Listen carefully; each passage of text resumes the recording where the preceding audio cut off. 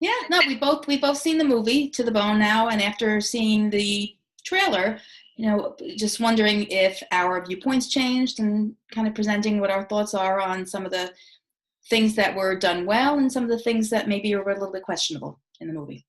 Yeah. So, Yeah, I definitely, there were like small things for me. So like there was at one point where Keanu Reeves' character said something along the lines of, um, it's never about the food, or I don't find it helpful to talk about the food. And I was like, yes, like I feel like that's one of those misconceptions that I talk about a lot with eating disorders, that like people focus a lot on the food, and generally speaking, like the food is just a symptom of a larger mental, condition. absolutely. And I'll just say that as a nutritionist, I also get a lot of people that come to me because they think it's just about the food. And it's my job to really work to help them see that there's underlying issues that need to be addressed. I'm going to say, but, and here's the big but. In the film, the way that they portrayed the food in the movie, in the treatment center, I thought was very unrealistic, because when someone is in a treatment center, meals will be supervised for sure. People are not just allowed to sit at a table and decide what they're going to eat. They have prescribed meal plans, which is very important for recovery, to know what you are supposed to eat, because the body needs to be nutritionally restored. And so that was just along the lines of nutrition. Just had to put that out there. No, and it was framed as it was supposed to be this non-traditional treatment situation, which it Mm-hmm. absolutely was a non-traditional treatment situation. I just don't know if it's like an ethical or actually effective treatment center. I mean, I thought it was interesting because it gave them freedom, and not in a sense that like, oh, I'm going to give you pretend freedom and you're going to rebel against me and that feeds Mm-hmm. into the disorder. But it really was like a genuine, like, if you want to get better, you can get better. If you don't, that's your prerogative, which of course doesn't necessarily save people when they're really sick, because those people don't really want to get better. But it was a really interesting commentary on the psychology of eating disorders, I thought. I agree with that. I found the treatment center very interesting. I liked that it was warm and homey, which is wonderful for, obviously, for recovery, but that type of freedom is really not helpful for someone who's really in the midst of a very, very serious eating disorder, and they need to have parameters put around them for safety. But the treatment center really did not do that, did not recognize the safety that was really needed. That was a very big issue for me. No, I agree. But I also think that, and this is really not to negate anything you've said, but I almost feel like it reflects the writer's experience and like opinions about her own eating disorder. Like I Mm-hmm. could see, as someone experienced an eating disorder, how I in my head would think, well, if I just had the freedom and if I just had, someone who trusted me around food. But yeah, so I could see how this sort of fantasy idea of, if you go to a treatment center with people that trust you and don't treat you like a child and don't, do all these things that, I mean, in some ways treatment centers do wrong, right? They Mm-hmm. do right, but they do wrong. It's this really difficult balance, I think, between creating a safe environment, symbolic sense, in like when you're in an eating disorder, what you want most is That's control, yeah, yeah. right? And autonomy, especially over your food, because everyone around you is telling you that you're Mm-hmm. hurting yourself. And if you don't believe that, all you want is to get away from those people and to have your own, autonomy back. Can I make a point that what you just shared is a point that I had not considered, and one that I haven't read about, and I like that idea that it was her artistic interpretation. I think that's a really valid point. So thank you. There's a treatment center that functions like that, because I don't There think there can't be, because people wouldn't get better. it wouldn't work. But it is interesting to kind of think about what someone who is still sick would envision their treatment to look like, what they would want it to look like. Yeah, I agree. That's an interesting thing But to that being said, just because it's her artistic choice, showing this as an example of treatment is not, it's damaging. Like, it's not a good idea. Like, You know, I have to make a point because, yes, you reminded us that it was her artistic choice. And I have to remind everybody that this movie is an artistic choice, that this is not an accurate representation at all of eating disorders. And I know that the director and the actress, they've all said that this, you know, was just their personal experience. It's really just a story of one person's recovery. But this is very widespread. Now people are talking about this, people are seeing it, it's been released. Media makes such a difference in the perception of someone who is watching it.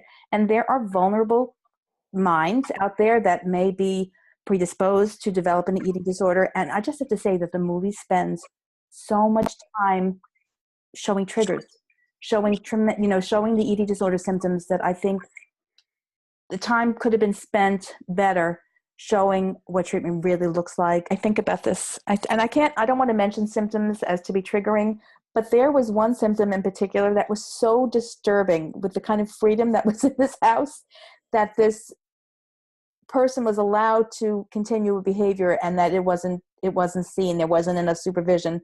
oh yeah, the hiding under the bed. Yes, I don't want to, I don't even know if I want to say it. You don't need to say it. It Anyone was, who knows what we're talking about. it was, That was egregious. That is the thank only you. That was, okay, I couldn't come up with a word. I was going to say repulsive, but egregious is a much better word. right, because repulsive puts the onus on her, and I don't think Correct. that was. It was an egregious lack of treatment. Whew, oh my goodness.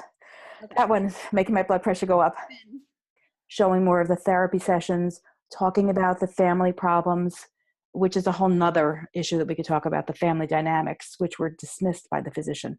He just kind of said after the one meeting, oh, well, that didn't go well, so yeah, you don't need family therapy. It's like, yes, you do. Well, but again, I think that sort of played into the writer's agenda, right? Like she was like, I came from this crazy, I mean, maybe not her, but like Mm-hmm. this information, like she came from this crazy family, crazy, ableist, apologies, Mm-hmm. difficult family dynamic, and that played into her eating disorder, which most people who experience disordered eating can say that their family Mm-hmm. played, right? Yes. But so this idea is that most therapists would say, well, you need to deal with that family shit. You need to deal with that. And I would agree wholeheartedly that if I hadn't not dealt with my family shit, but at least examined it and Mm-hmm. examined how it played into things, I would have never gotten better. Yes. But no one likes to do that. That's and correct. It's often very difficult, like I, even now have difficulty setting boundaries around myself with my family in order to protect myself and protect my own recovery, right? Mm-hmm. And so that's a very difficult process. But so for someone who, again, is sort of painting this picture of recovery, it's very nice to sort of think, well, oh, my family, they're too difficult and they're too much, and I don't have to deal with them because it's not productive. I'm pretty sure that was the phrase he used. Well, that wasn't that wasn't productive. Yes. So that session was totally unproductive. Well, and it wasn't productive, but that worthless. That's correct. And I think there was a lot of information that was revealed. One of which I thought was that the mom had a history of mental illness, which was never addressed more fully in the movie. And a lot of clients with eating disorders do have a genetic predisposition. So the fact that her mom had some form of mental illness, really should have been examined more. Not even that, but just like personality pathology, and yes, correct. Well as generally speaking, there's a huge overlap between eating disorders and personality disorders and other kinds of personality pathology. Mm-hmm. Not address that in the recovery process was just very unrealistic. But again, I think it represents this fantasy of like, well, I can get better without dealing with my family. I'm going to make a point, speaking of that. It's like, you always know the absent parent is often part of the larger problem. Where was dad? I'm sorry, but dad was missing. Dad needed to make a fleeting appearance, at least. That's all I have to say. That would have been a requirement of treatment. Well, and I think the other thing is, like, again, there's this idea that sort of what you were just alluding to, that is the absence that's the problem. But in my experience, like, the absence is an issue to some degree, but it's what's done in the small moments in which you are present that is more damaging. Because they're not there for so much of the time that when they are, those interactions become magnified. But speaking of which, you're just jogging my memory about this lovely Ellen's personality, which is quirky and funny. And frankly, I'd want to be her friend. But guess what? She would not have that personality at her body weight. I just have to say it. She was very, very sick. And I've seen it right before my very own eyes. I see clients and they're not getting better. They're losing weight. They're becoming more malnourished. They lose eye contact. They become shells of themselves. And they are not cracking witty one-liners. So I think that, the notion of what an eating disorder really looks like is also an issue. Right. Well, and I think that, yeah, absolutely. I think that even more problematic for me was this romance. Yes, the romance.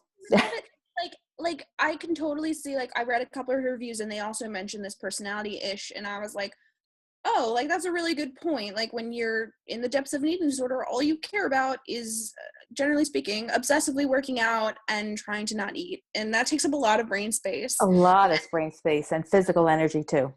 Right. And like, when you have a disordered mindset, like I, for example, everything I wanted to do for my career was about food.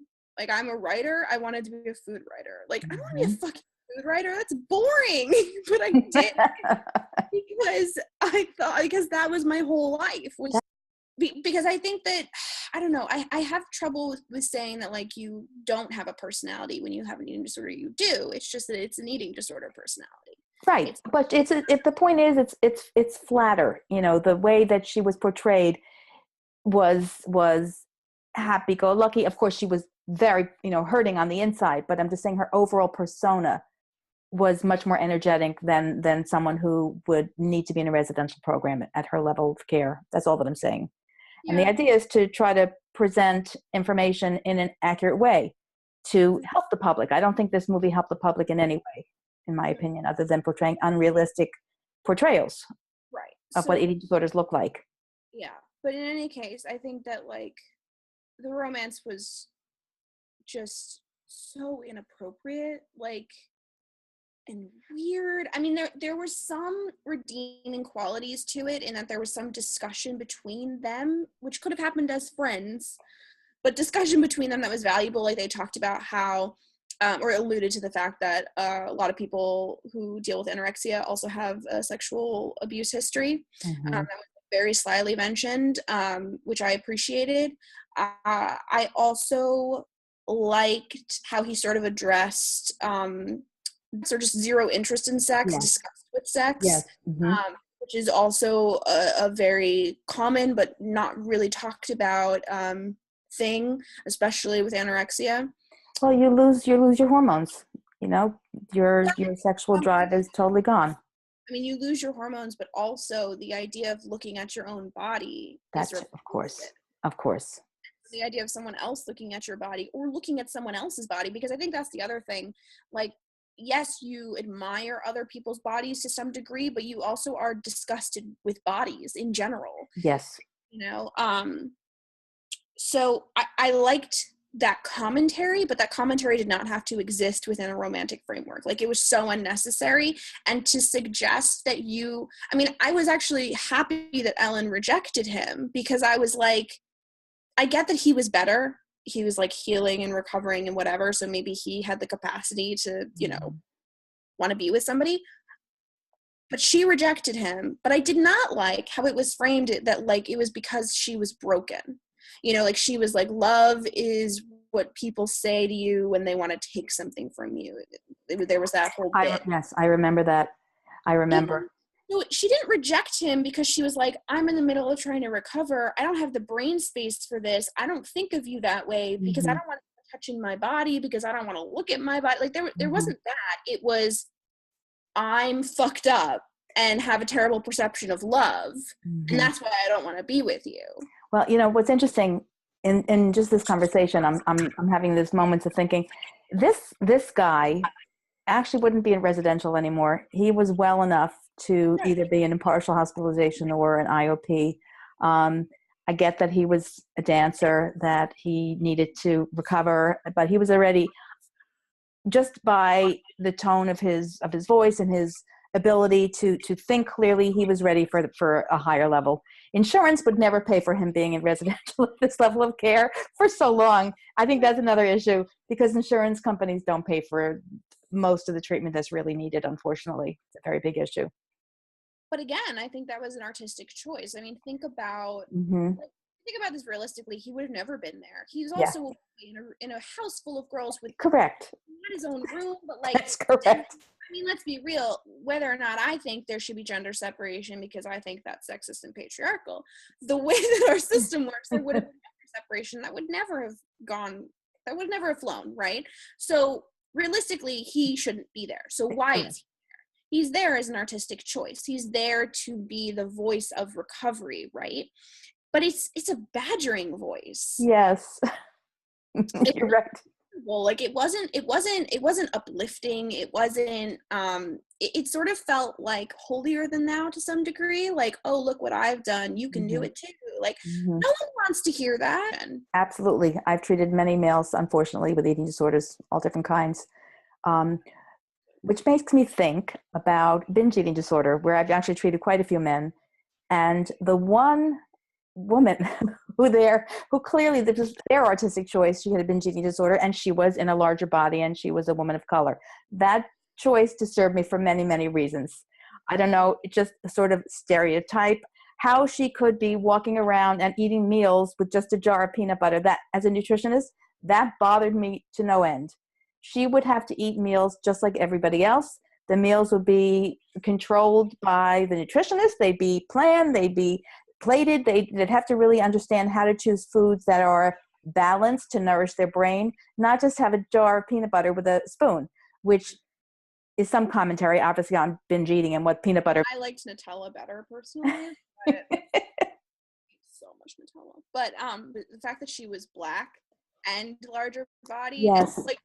and sitting there with a jar of peanut butter, Yes. like every binge eating stereotype, please and Yes. thank you. And don't give her any kind of storyline either. That's correct. She could have been a very interesting character. I would have enjoyed that. Absolutely. I totally would have enjoyed that. That would have been more interesting than Ellen's story, if you ask me. Oh, for sure. And I think that something you said just brought something up for me. Oh, what you were saying about her meals would have been monitored by a nutritionist, and sort of also along lines of like showing more therapy. There was no groundwork laid for what they were learning in treatment. That's correct. They weren't learning anything. They weren't. They were just being. They were being, and they were partying. And like getting tokens to go out, or points, whatever it was. Like this is like camp. This is like a very weird camp. Yes. And so I was like, I mean, generally speaking, it was a bad movie.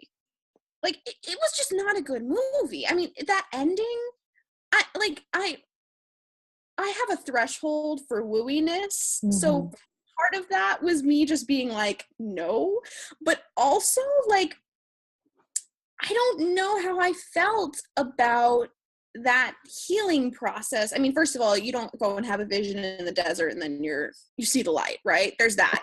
But then there was also the whole mother feeding child thing, which was uncomfortable. Can I just share with you that was extraordinarily uncomfortable for me. And if they were going to go with that angle, let me just say, why not show how Maudsley truly works? Yeah. Let's see, because I have helped moms figure out how to feed their children. It's not with a bottle unless they're under a year old.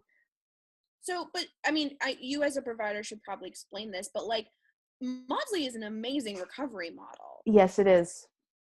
And Maudsley is really giving the power of healing back to the family. So taking the judgment away from the family.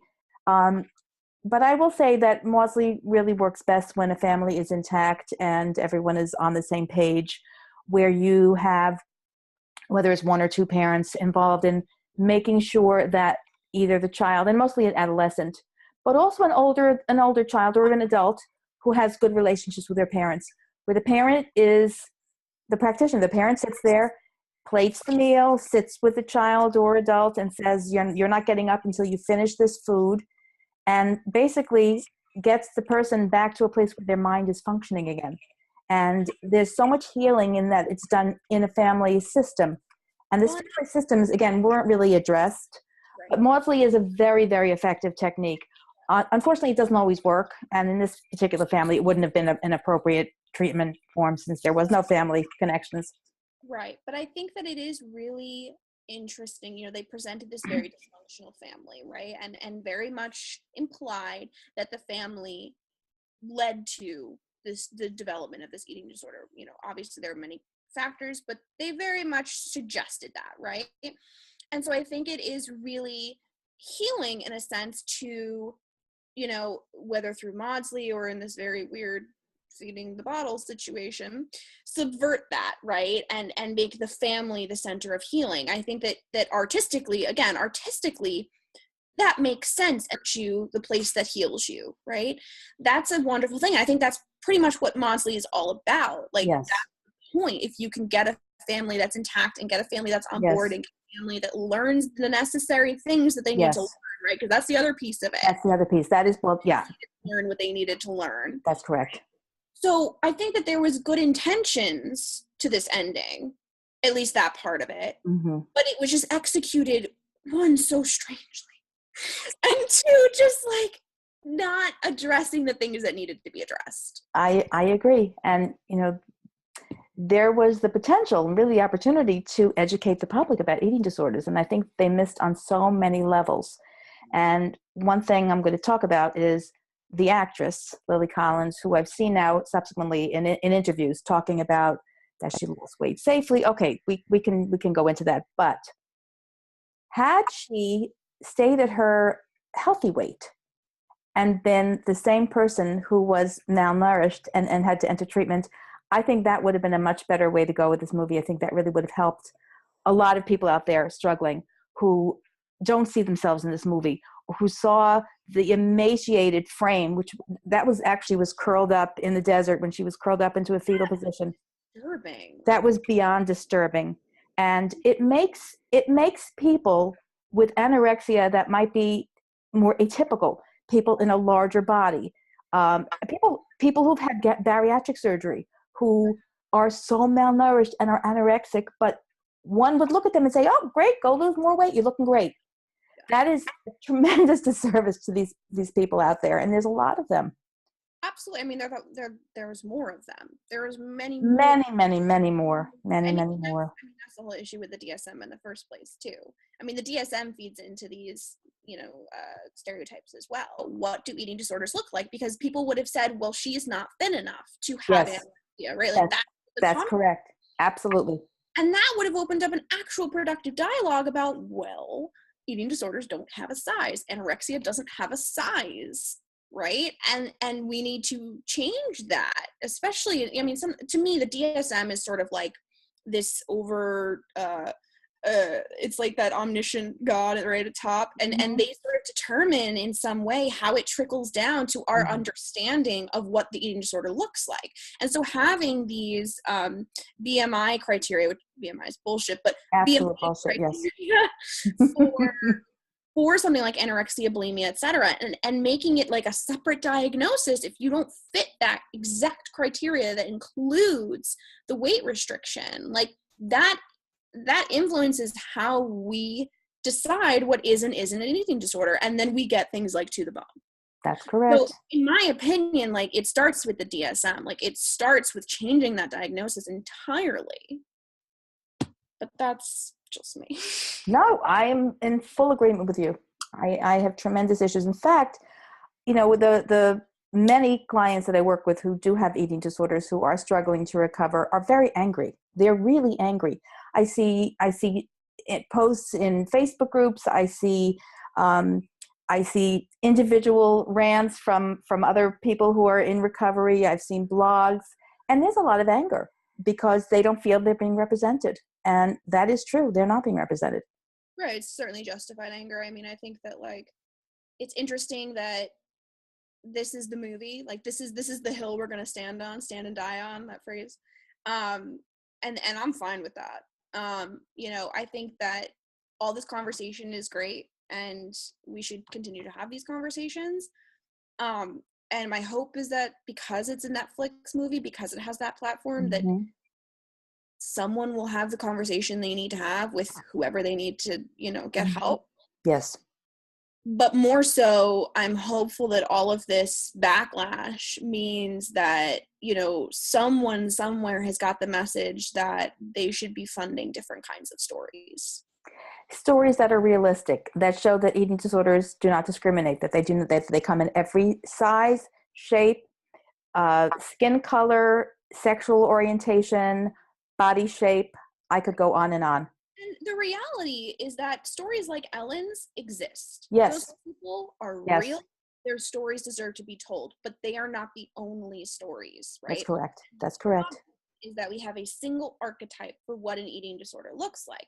If we had a huge array of different kinds of stories, different sexualities, different colors, different sizes, all of these things, it wouldn't have been such a problem that the story was made, right? But it's because this is the only story that exists right now, making yet another one, how does that serve anybody? I mean, it might serve the writer because she gets to feel good telling her own story. Right. As a writer, I can attest to that. Telling your own story is cathartic. Yes, very powerful. Absolutely cathartic. But as someone who is also concerned about this community, and I would assume she is as well, like, I would have hoped that she would have critically thought about, well, does my story need to be told? Is this the story we need to hear? I have to say, or find a way to have her story intersect with other clients and their lives to show, for example, okay, so he was a lovely male dancer. What if he was gay? We would have had a different type, someone, again, something to look at. What if we had another person with binge eating and we really had a character and we learned more about what that's like and what it's like to come from her background. There's this, it's very hard to make a movie about anorexia or any eating disorder that isn't one that is a restrictive eating disorder without glamorizing it, right? Because we romanticize that kind of behavior in our world. Yes, we do. Instead of trying to do it right, because I don't know that there is a way to do that right. Like just leave that there, right? And show the recovery, show how you get better. Yes. I think that's a really nice note to end on, how we get better. And that's really where the work is. That's what we did not see. We ended there. It ended there. It ended where it should have began, actually. So maybe we'll have part 2. Maybe we'll take another character and introduce her as part 2.